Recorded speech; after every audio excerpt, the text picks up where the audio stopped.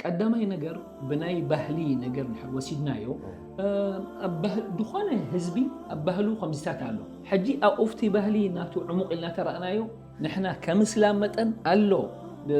ድፍቀድ ኣሎ ዘይፍቀድ ድማ ኣሎ እዚ ሕጂ ባህሊ እሞ ክንቅበሎ ኢና ብ100 ካብ 100 ኢልካ ዘረባ የለን ኣሎ ተቐባልነት ዘለዎ ኣሎ ተቐባልነት ዘይብሉ ሕጂ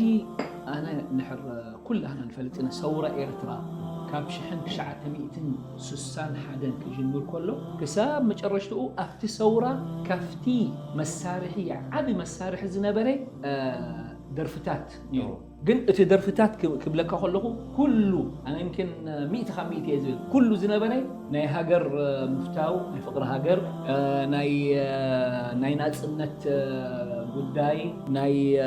ተኣሽሙ ናይ ሓይሊ ናይ ምብርታዕ ከምኡታት ዝኣመሰለ ነይሩ እቲ ሙዚቃ ኣውፃ ኣቢልካ እዚ ወላ ሓንቲ ሽግር የብልና ኣብቲ ሙዚቃ ንሕና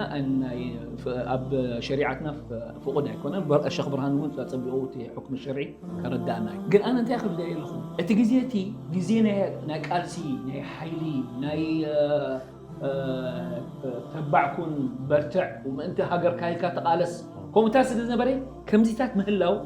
ሓንሳ ኣድላይ ግን خلاص እቲ ናጽነት ኮይኑ ሃገርና ኣብ ኢድና ኮይኑ ሕጂ ሞ እንታይ እዩ ሽግር ተልና